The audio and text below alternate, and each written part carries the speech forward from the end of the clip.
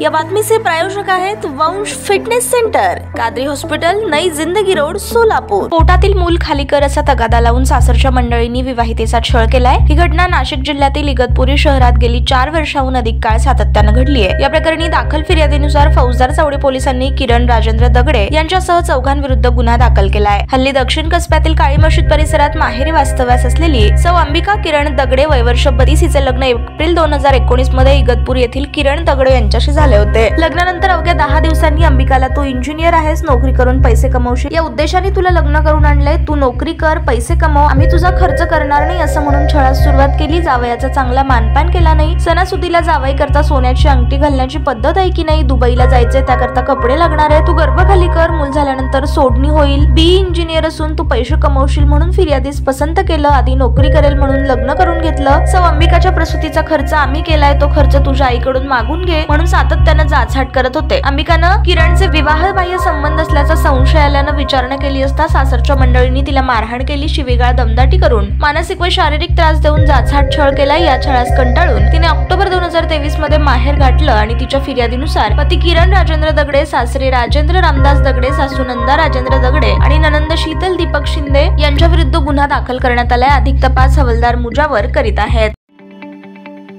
ताज्या बातम्या पाहण्यासाठी प्राईम महाराष्ट्र न्यूज चॅनलला सबस्क्राईब करा।